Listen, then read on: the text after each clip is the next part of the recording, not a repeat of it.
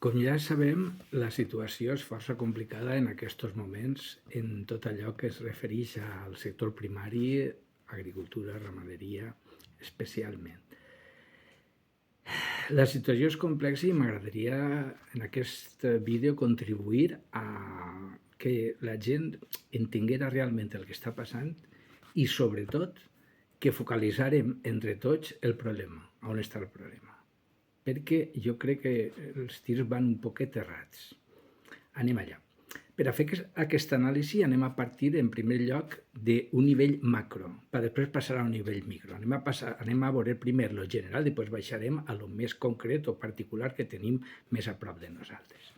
A nivell macro ens trobem en una situació en la qual després del Covid les coses han canviat substanciosament.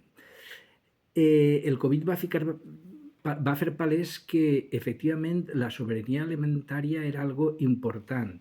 Poden haver situacions X, pugui ser una pandèmia, pugui ser el tema de l'estret del Mar Roig, el canal de Suez, el canal de Panamà, dona igual, una guerra, i el que està clar és que cada continent tindria que velar per produir els seus propis aliments, perquè, clar, en situacions d'aquestes crítiques no podem pretendre que ens van enviar els aliments, entre altres coses. Pot ser perquè es faci falta a ells o pot ser simplement perquè no poden arribar. Aleshores, això cal garantir-ho. I això és una de les estratègies de la Unió Europea, però increïblement està fent el contrari. Per tant, hem de veure on està la raó. Per què fa el contrari? Per què està ficant entrebancs a l'agricultura i per què està dificultant la sobrevivència del sector? Bé, raons, òbviament n'hi ha moltes. Anem a intentar analitzar-les. La primera de totes, òbviament, són els fons d'inversió. Els fons d'inversió han vist el gran negoci en la producció alimentària, igual que ho han vist en l'aigua o en altres sectors estratègics, i saben que de cara al futur el tema de la producció d'aliments és clau i és estratègic. Vol dir que ells volen controlar tota la producció d'aliments com si fos un càrtel des de la producció en camp fins a la venda en el lineal.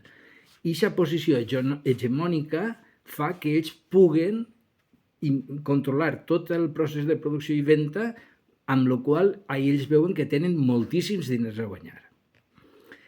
Estos lobbies són els mateixos que pressionen a la Unió Europea en el tema de la política mediambiental, es desalinen en el tema mediambiental en la línia de dir anem a prohibir per aconseguir una agricultura més sana, més neta de productes, sense residus, si pot ser residu zero, etc. Estos fons, com sabeu, estan a poc acaparant terres, estan comprant moltíssimes terres, però quan parlem d'això parlem de finques enormes, de finques moltes voltes, parlant de citricultura o d'advocats, podíem parlar d'extensions al voltant de les 1.000 hectàrees o 2.000 hectàrees, vull dir, són finques enormes, brutals, que evidentment els costos de producció són molt inferiors i ells, clar que se ho manegen i cal que poden treure una rentabilitat que l'executiu llaurador no pot treure mai en la vida. Una altra qüestió és el tema de com se veu el problema des d'Europa. Pensem que en Europa n'hi ha països on l'agricultura no és important. Un exemple clar era Gran Bretanya, que se'n va eixir el Brexit, però abans del Brexit donava moltíssims problemes precisament per això, perquè ells pagaven molt, però clar, ells rebien poc d'aquesta política agrària comú, de la PAC. I clar, si ens posem en el lloc d'un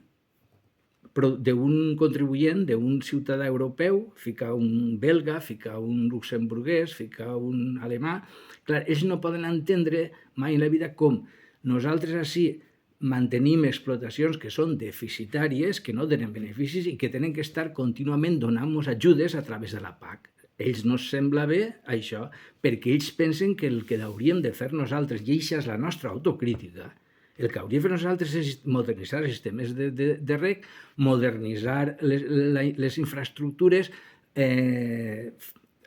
tecnificar o mecanitzar molt més el camp de lo que està, fer concentracions parcel·làries per a poder treballar en tractors grans i potents, de manera que baixen moltíssims costos. O sigui, tot això ells ens ho demanen, que ho fem.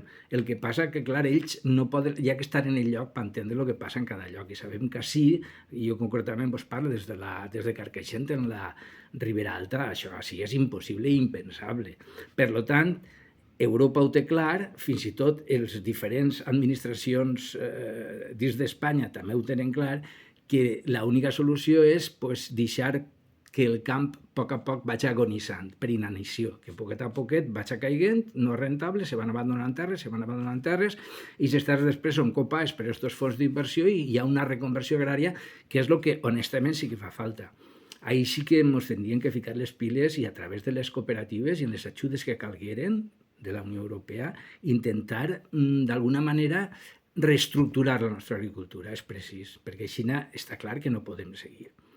Per cert, quan parlem de les ajudes de la PAC, tenim un altre problema estructural ahir, i és que les ajudes, no sé si ho sabeu, però se donen per extensió. Val? Segons l'extensió que tens, donen les ajudes. Què està passant? En principi, per exemple, demanaven un mínim d'una hectàrea en les zones de regadiu, en les zones citrícoles, una hectàrea per poder optar a la PAC. Després ho pujaren a 2 hectàrees. És a dir, estan descaradament eliminant el executiu propietari d'aquestes ajudes. Però, clar, les ajudes no se donen per la producció, sinó se donen per la superfície. Això vol dir que jo, gran terratinent, puc tindre 100 hectàrees, 200 hectàrees, 300 hectàrees abandonades i cobrar una pasta d'eixes ajudes europees i no fer res, i viure simplement d'eixes rentes, perquè puc fer-ho perfectament, me cobreix els costos i tinc un superàvit. I en les zones del centre d'Espanya la cosa encara és molt més sagnant, no? Grans cotos de caça de moltíssimes hectàrees que els grans terratenyents arrepleguen moltíssims diners de la política agrària comú i no treballen i no fan absolutament res, simplement arrepleguen els diners. I les despeses que tenen allí sí que són pràcticament zero. Val?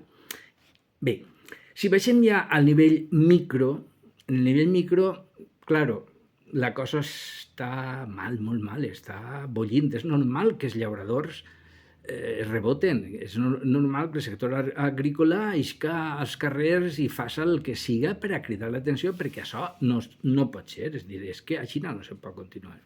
Mireu, comencem pel tema dels fitosanitaris. En el tema fitosanitaris, des del meu humil punt de vista, i puc estar equivocat, tenim un problema en l'exageració mediambientalista. N'hi ha un ultramediambientalisme, o jo ho definiria segurament, també ho puc definir com el típic urbanita mediambiental de saló, de sofà, que realment no coneix què és el camp ni sap com funciona el camp, no té idea, no sap. I a més, aquesta gent és la que se permet després parlar, opinar, trobem tertulians parlant de l'agricultura com si ells realment coneixen el problema quan no tenen ni idea ni saben de què va la cosa. Mireu, pels que no conegueu massa bé el sector agrícola, dir-vos que aquesta política del Green Deal, d'aquesta política mediambientalista, ens està reduint contínuament els productes que podem utilitzar de tal manera que el que utilitzem és molt inofensiu, és algo que realment no funciona. Tens que, per intentar sobreviure, tens que fer molts més tractaments o, com jo dic en plan de broma, no sé, arruixar en aigua calenta i resar-li la Mare de Déu a veure si tenim sort i la plaga desapareix, perquè la plaga no desapareix. Mireu, jo tradicionalment sempre he fet una polvoritzada als camps i m'ha funcionat perfectament sense ningú problema. En aquests moments estic fent 3 en el preu que n'hi ha és impossible.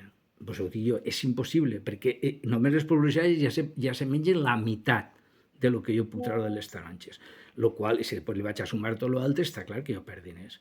I la cosa no para ahí, perquè anem a més. Perquè com cada volta se volen prohibir més productes, cada volta van a ser més inofensius. Un detall que se pot comprovar fàcilment. Podem veure per l'horta i per els camps en general com la gent pulveritza sense prendre precaucions com abans en tratges, en mascaretes, etc. No, perquè els productes realment de veres que són poc eficaços, molt poc eficaços. I a l'ésser humà, que és un ésser gran, la veritat és que li fa molt poc, el perill és mínim. Per supost que tenien que gastar i tenien que tapar-se, però bueno, la qüestió és això, la qüestió és que estem aquí.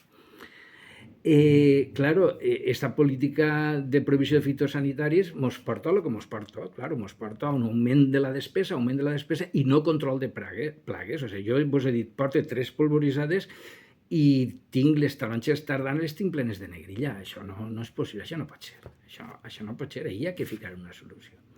Perquè mireu, si no fiquem una solució i diguem, doncs que se produïsca d'una altra manera, d'una forma més ecològica, més verda, més respectuosa amb el medi ambient, intentant residu zero, perfecte. Però sabeu què passarà? 2 coses. Una, la producció baixarà dràsticament, en la qual l'alimentació de la població en Europa quedarà en perill, sobretot si hi ha una crisi alimentària. I això és un problema gros que tenim que tindre molt clar. D'acord? I el segon gran problema que se deriva d'això és que, clar, no sols minguen les produccions, és que, clar, els costos augmenten moltíssim. Per tant, si jo faig menys quilos i me costen molt més diners de produir, a quan tinc que vendre jo el quilo per a poder sobreviure, per a poder tirar avant? El mercat està disposat a posar-ho? A pagar-ho, perdó. Tenim un bon exemple en l'agricultura ecològica. L'agricultura ecològica ha tingut el seu boom, la seva moda, però, clar, això és un segment de mercat, un segment de població que té la capacitat adquisitiva per a poder-ho pagar i ja està, i la conscienciació suficient per a buscar-ho i pagar-ho, el que faci falta. Si és més car, encara que siga el doble. Però, clar, aquest nicho de mercat és el que és, ja no n'hi ha més, perquè la gent que no té diners no pot pagar aquests preus. I la gent té que menjar. Ara, si volem que mengen, que tornem arrere, 100 anys arrere, i que mengen els que tinguen diners i els que no, que els productes agrícoles siguin un luxe i la gent menja pastes i coses d'aixes i productes alimenticis industrials, perfecte, però no crec que sigui aquest el camí, evidentment. Després, un altre gran problema que estem patint en l'agricultura és el tema de la preferència comunitària.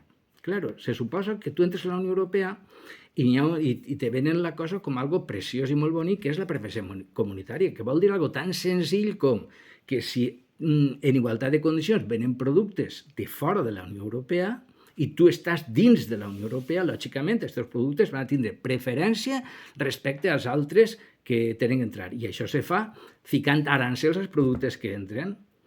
Sabem tots que en els països tercers, productors, els salaris són moltíssim més barats. Sabem que utilitzen tots els productes que volen i un poc més perquè no tenen prohibició de ningun tipus en el tema dels tractaments fitosanitaris, i tot això suposa una competència deslleial que fa que no puguem competir en ells. És impossible competir en ells. Aleshores, entren aquests productes, inunden el mercat i fan abaixar els preus. I moltes vegades, perdoneu, importats per el sector comercial d'ací mateixa, de la Unió Europea. Els holandesos són especialistes en això, però els espanyols ja no se queden darrere.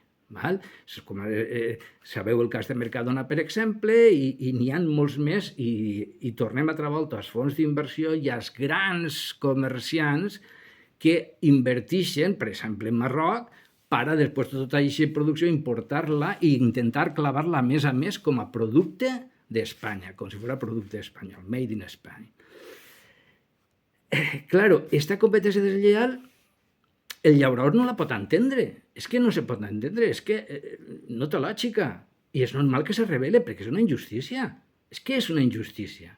I això podem mantenir un debat cara a cara en qui vulguem, perquè això no ens ho pot negar. Perquè això és així. I després, clar, si seguim analitzant, anem al tema de la PAC. Clar, les autoritats europees es venen el tema com a que la PAC ens està salvant la vida. Gràcies a la PAC podem sobreviure. Perdona, companyero. Nosaltres podríem sobreviure si se respectara la preferència comunitària. Però no per la PAC, perquè la quantitat és ridícula. vos dic el meu cas concret perquè jo porto anotat tota la comptabilitat de tot el que me gaste i tot el que trac. L'any passat, vale? Ingressos bruts 11.000 euros. D'ahí tinc que deduir tots els gastos que pràcticament superen aquests 11.000. Si compte la meva feina particular i compte detalls com, per exemple, el gasoil que gaste, etc., que aquestes coses normalment no les compte, jo no trac beneficis, jo perc diners. ¿Vale? Jo perc diners. Claro, resulta que el que me subvenciona a mi de la PAC sobre aquests 11.000 euros bruts són 700 i pico euros. Jo no vull que això 700 i pico, a mi això no me soluciona absolutament res. Jo el que vull és que me paguen uns preus justos, uns preus en els quals jo puga tindre un superàvit i jo puga seguir treballant les terres.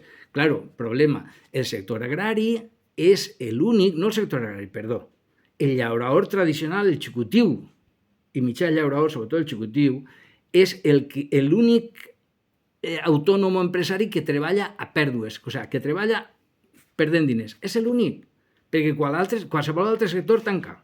Per exemple, quan se fica l'accent en tota la cadena alimentària, el tema del transport, la distribució, la venda en els lineals, tota aquesta gent, si no guanya diners, no ho fa. No ho fa, simplement, directament. El llaurador no. Per moltes raons sentimentals, la terra que has heretat dels teus pares, no vols deixar-la abandonar, no vols que allò siga un erial. I, a més, està també el tema de que els costos de producció fan que tu això no pugues tirar-ho endavant. Per tant, si seguim en tota aquesta línia micro i en el tema, sobretot en el tema de la PAC, doncs, clar, el que hi ha que reclamar i demanar són uns preus justos, ja està. Perquè el tema de la distribució i de la cadena i tal, vale, és un dels problemes, però s'està focalitzant com si fos el gran problema, i no és el gran problema, perdoneu, no és el gran problema.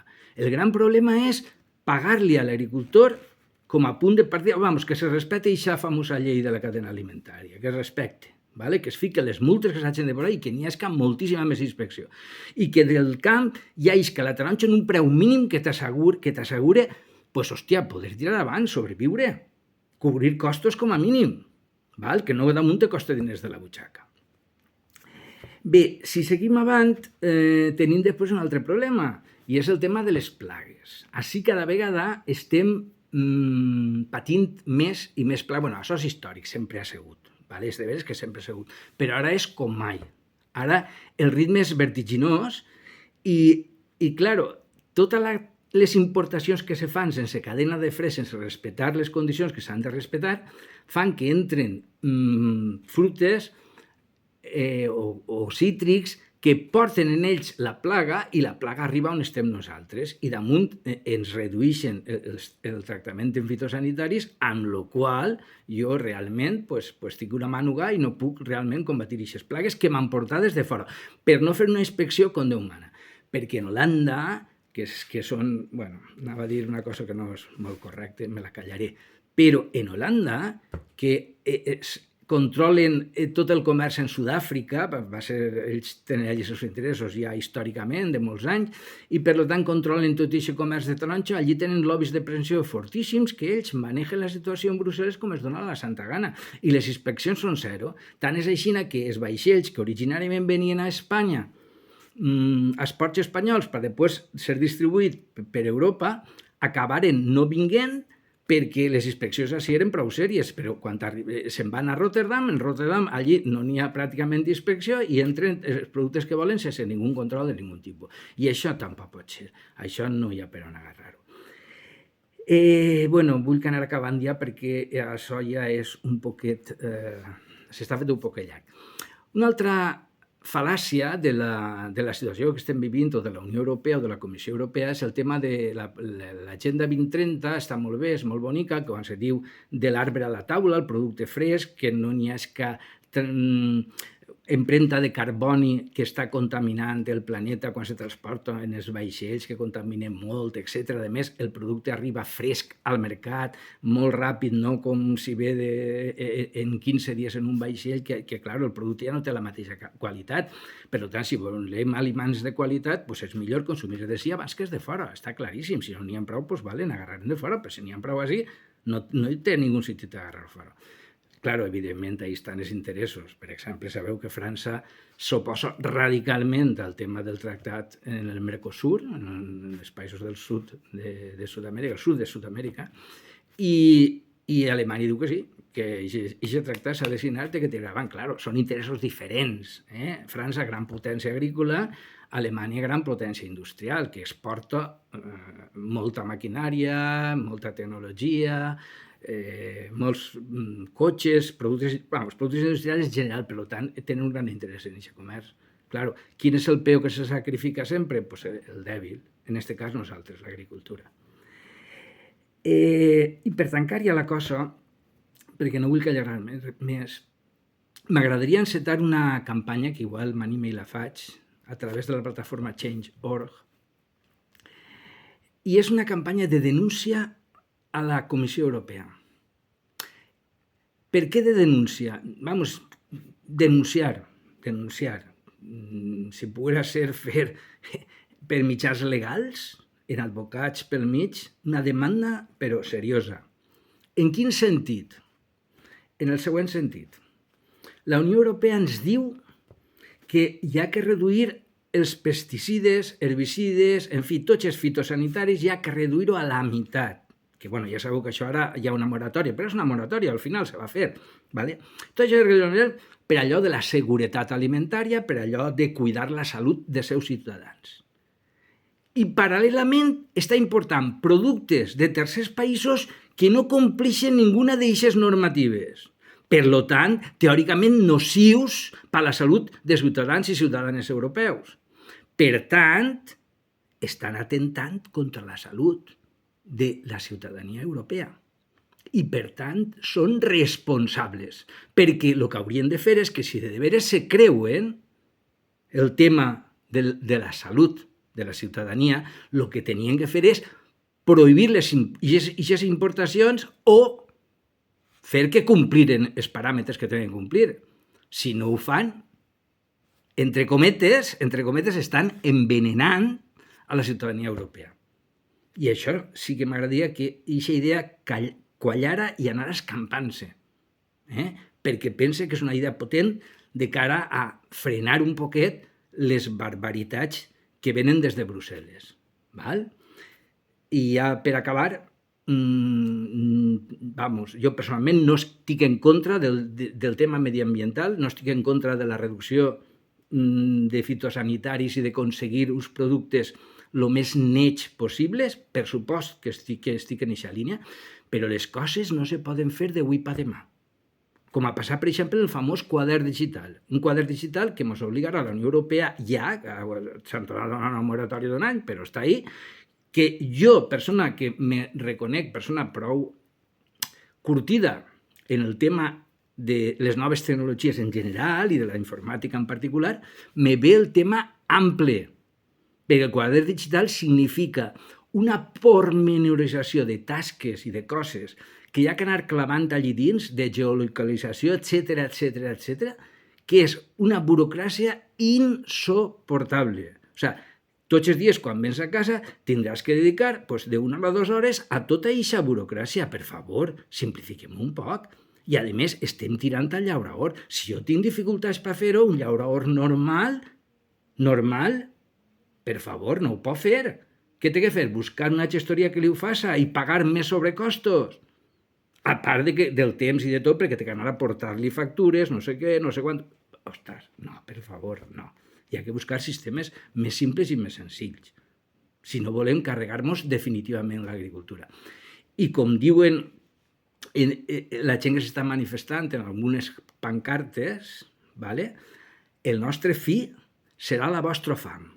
I és de veres, perquè si l'agricultura desapareix, veurem el tema de la producció d'aliments com està i la possibilitat d'alimentar o no a tot el món. I en el millor dels casos, n'hi haurà productes agrícoles, però d'allò, del sabor de tota la vida que estem acostumbrats a les coses, tot això va a desaparèixer. Així és que des d'ací el meu suport absolut i rotundo a totes les mobilitzacions del sector agrari, però això sí, no per a derrocar un govern, no per a derrocar el govern que tenim a Espanya, no.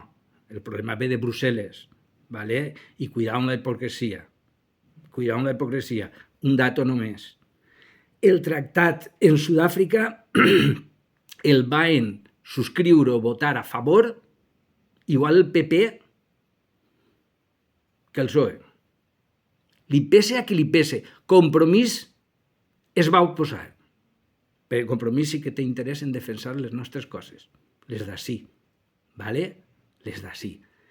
I Vox, des que existeix en el Parlament Europeu, vota al costat del PP tota la política esta neoliberal de tractaments comercials sense reciprocitat, està votant-los tots.